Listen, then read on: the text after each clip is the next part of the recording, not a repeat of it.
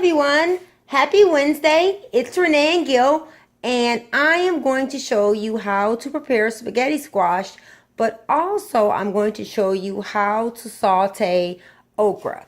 I was doing some research today and really discovered that okra, of course, has lots of vitamins and minerals, and it's high in fiber, but it's also a great solution for people who struggle with asthma. And my Aunt Lynn struggles with asthma, and so I wanted to kind of come up with some natural ways to help her to alleviate some of her symptoms. And so I'm going to show you how to make delicious okra without the slimy, gooey results that most people have when they eat okra. So we're going to get started now. I have the oven already preheated. I'm going to start with this spaghetti squash first because it's one of those things that we don't really realize the benefit of it and how good it is and how easy it is to prepare it. And so I'm going to have the oven preheated to 350, and I'm going to begin to cut up the spaghetti squash and get it into the oven. So stay tuned. Okay, I'm back, and I'm going to show you how to basically cut the spaghetti squash and get into the oven. So I already told you that I've already preheated the oven to 350, and so I'm going to use a serrated knife, and I am going to I always kind of try to score it first. And yes, this is a very difficult vegetable to cut. So I kind of go in at an angle, and then I kind of move it back and forth to kind of get it cut. I don't know if I want to do this on video because I told you guys I'm really not good with knives. But I thought it would be a little bit easier if I used this knife instead of using a bigger knife. I hope everybody is having an amazing day today. I've been doing a lot of research and just really working on trying to come up with healthy alternatives to traditional ways of dealing with disease and sickness. And I'm going to be doing an article in a magazine here in Montgomery, and I'm going to call it Food as Medicine. And so I will try to make sure you guys get to see it once it's finished, once it's published. But this whole journey has been so amazing in making us aware of different ways to use food as medicine instead of using food as the things we've made it into. And so spaghetti squash is another one of Gil's favorites. And so I'm going to make it for him for dinner tonight. And the thing I love about it, doesn't really take a whole lot of time to cook once you preheat the oven. I'm going to pause and then come back because I don't feel comfortable. I don't want you guys to see me get cut. So stay tuned. Okay, I'm back. So what I decided to do was to get a heavier knife and kind of use the weight of the vegetable to cut it. So that's what I'm deciding to do instead of taking the chance of getting cut. So it's not real life if you guys don't see the whole process. And there you go, yay! I'd rather you see me do that than to see me get cut. So basically, once you get it cut open, all you need to do is to take a spoon and scoop out all of the insides. I normally just scoop them. I'm going to scoop them on some parchment paper, and then I will basically, you don't have to rinse it. I've already washed the inside of this vegetable off, but we're only going to eat the inside, but I still wash everything off. And I used to use apple cider vinegar, but someone mentioned that they were allergic to it, so no, I normally use baking soda, but someone said they're allergic to it, so I use apple cider vinegar. But for the okra, I actually used baking soda because I didn't want it to have that taste of the apple cider vinegar. And so basically you just scrape it out, and that's what I'm doing. I'm scraping it out. Make sure you get all the seeds and that little part that kind of looks like it would be spaghetti squash, but that really is not. It's just what holds the seeds in place. So there you go. That's what it looks like on the inside. And then you scrape out the other side of it. And it's real simple. You scrape that out, get it nice and clean, and then we're going to put it in the oven and let it actually bake. And it's really amazing how a vegetable can turn into something that almost looks like pasta. It's a really great tasting squash, and it's amazing how all the different varieties of squash, while they're the same family, they have a different variation in their flavor. And the more you begin to eat fruits and vegetables, the more your palate will become a little bit more, it becomes a little bit more selective as to the things, and you can tell the difference from one squash to another. And so I just want to show you, that's what it looks like. It's cut in half. And then I will take it. I always use parchment paper. It just makes cleanup a lot easier. And then you face it down this way. And you put it in the oven. And you bake it for about 40 minutes. And you take it out. I'm going to show you what it looks like when it comes out. This pan is not hot, so we're going to put it in the oven. So it's going to the oven at 350. And now we are going to start to work on, this is my favorite knife. It's actually for vegetables, but I like to use it. I use it for everything because I feel a lot safer when I use it. These are just fresh okra, so we're going to go ahead and start making the okra. Because I told you guys I was making this. I'm doing this for my Auntie Lynn. And for everyone who struggles with any type of respiratory or asthma type symptoms. This is not to say that, you should stop using your inhaler, but this is just another way. I just believe that if God created us, he was wise enough to create things to help our bodies to function. And I just, we talk about living a life with fewer regrets. I just can say that since I've been doing this, I've seen such a difference in my overall health, my sleep, my stamina, my mood. Everything has just really improved. And I'm going to do a post sometime today of, I was looking in my cabinet at the medicine, the amount of prescriptions that they had for me to take. And I'm not really big on taking prescription drugs because I feel that for every symptom that it corrects, it creates another symptom. And if I could find a way to deal with the symptom without having any adverse effects, I'm definitely going to do that. One of the things I've learned recently is that while apple cider vinegar is good for things that are ongoing, I would say that ginger is great for things that are acute. Like when we ran in the race, I tweaked my ankle, and instead of taking Tylenol, I soaked in Epsom salt, and then I sat and looked online. I always knew that ginger was good for inflammation, but I didn't really realize that it is as powerful as taking Tylenol. And I was just amazed at how great I felt. And so it just is really, this journey has really made me very much aware of God's design and plan and how he took everything into consideration.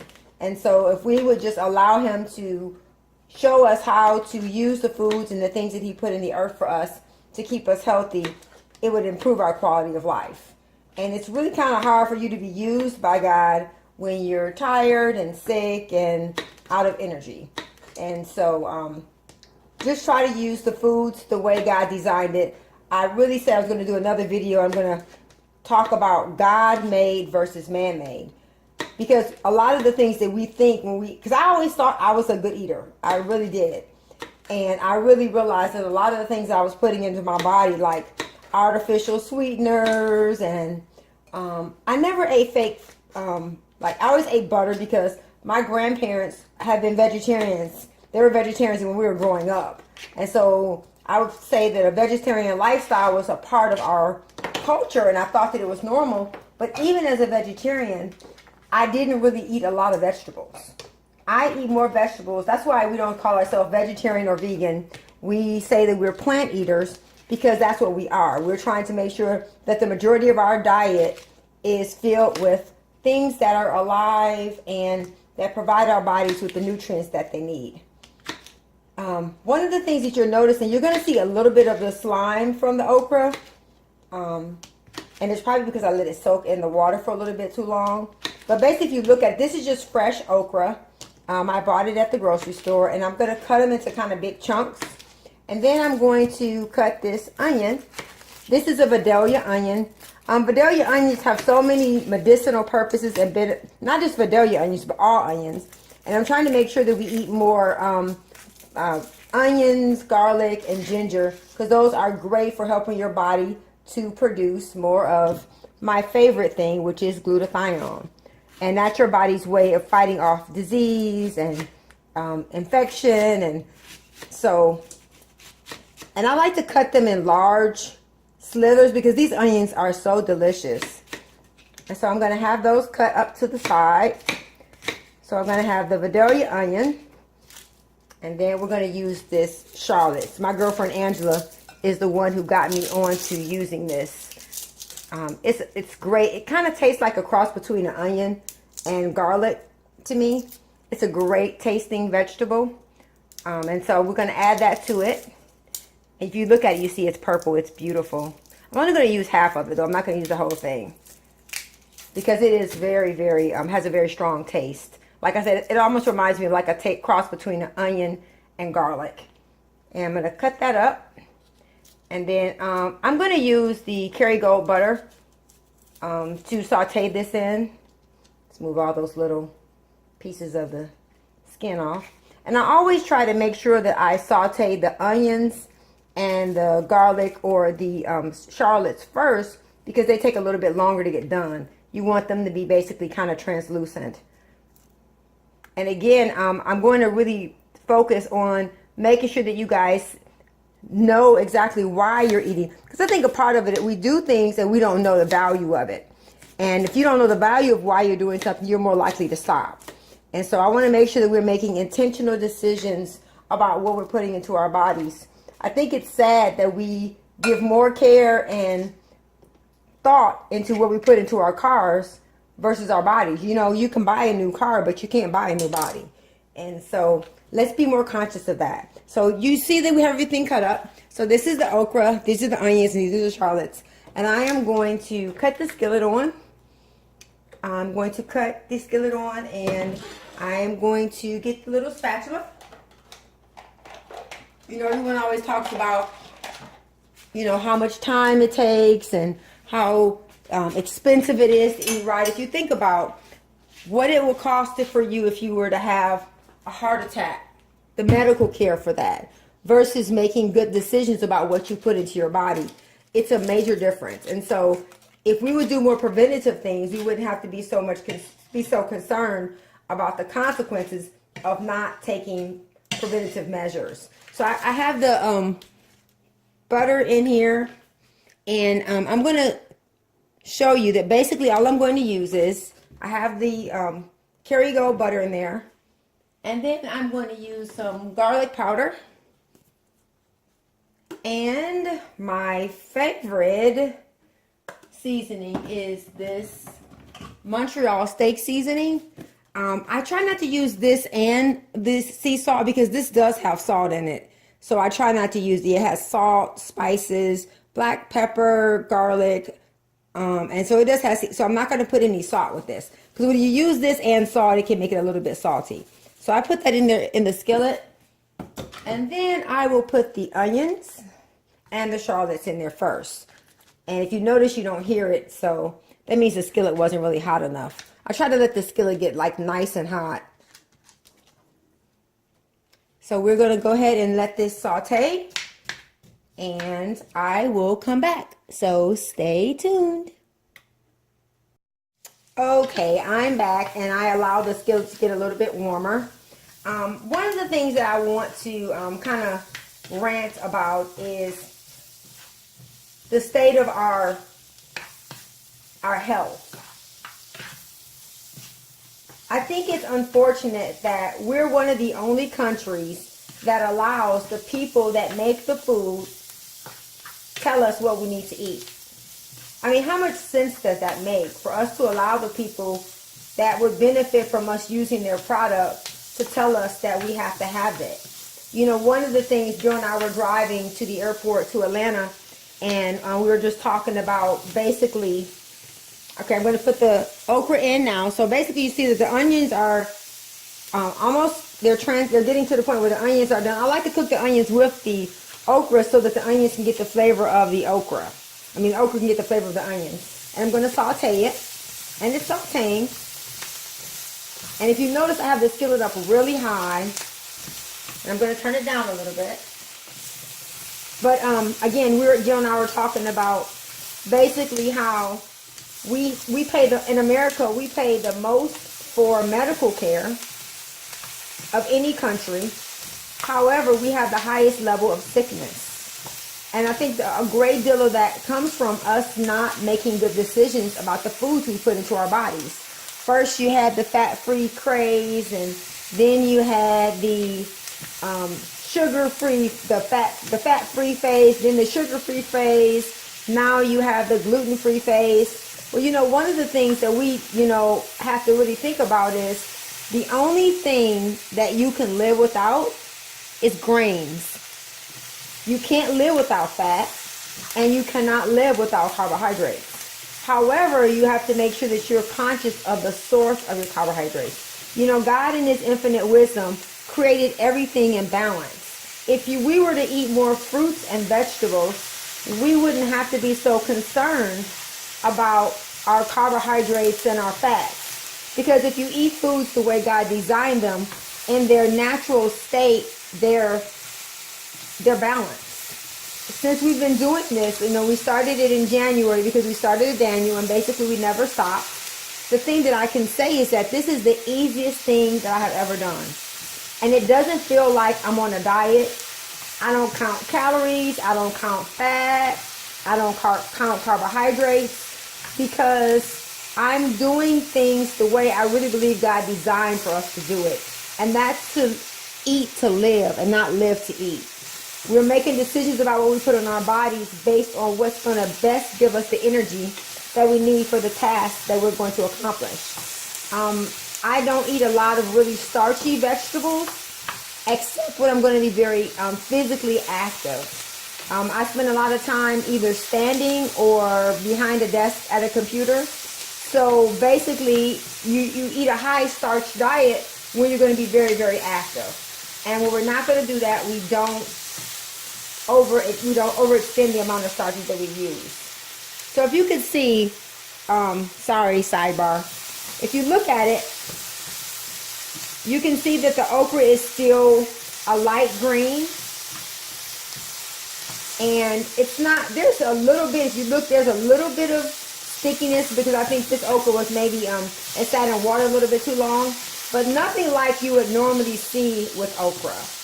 And so I just want to show you guys how to make eating vegetables that you may have had a negative experience with before a lot more palatable by preparing in a different way. So basically, we've sauteed these, and if you look, you can see that the onions are translucent. And we're going to have this with some spaghetti squash. And I'm going to saute some portobello mushrooms. And this is going to be our dinner. But I just want to help you guys to think about being conscious and taking control of your own health by making decisions about what you put on your body based on what your lifestyle is like. I really truly believe that we are what we eat. And when we make decisions to eat foods that are counterproductive to our health, we can't expect to stay healthy and well. We have to make wise decisions. So here you go. We have our sauteed okra with Vidalia onions and shallots. And I will come back and I will show you later on the end results of our spaghetti squash. So remember, in order to get permanent results, we have to make permanent changes. Please share the information about our channel with your family and friends so that we can live a life with fewer regrets. Join us on this journey. Like, share, subscribe, and tell all your family and friends so that we are stronger together. Stay tuned for part 2. Bye. Okay, everyone, I am back, and I just wanted to show you the end result of the okra. This is the okra. I've actually, once I saute it, I put a little bit of water in it, and then I put a top over it. But I want you to see the okra is done, and notice. Do you see anything slimy in there? That's just the onion. But if you notice, the only thing that makes okra slimy is basically when you boil it. So as long as you saute it, and you can steam it with a little bit of water, but I wanted to show you that it's not slimy and it actually tastes really good. So for all of those people out there struggling with respiratory and asthma type symptoms, try increasing your amount of daily okra intake. It will help you tremendously. Remember, in order to get permanent results, we have to make permanent changes. Stay tuned for the end result of our spaghetti squash. Toodles! Hey everyone! It was getting late and I decided to go a different direction. I decided to saute some potatoes and make some guacamole so that we could have a very nutrient-dense meal. So here you go. Our sauteed okra, some sauteed potatoes. I sauteed them in a little bit of peanut oil. And then we have our guacamole. Avocados are very good fat. It helps your brain to think. And this is a great combination because it gives you all this is a very nutrient dense meal. So hope everyone has a good evening, and I will show you the results of the spaghetti squash on another video. But remember, in order to get permanent results, you have to make permanent changes. The next time you put something into your mouth, think about, is it a health benefit or a health hazard?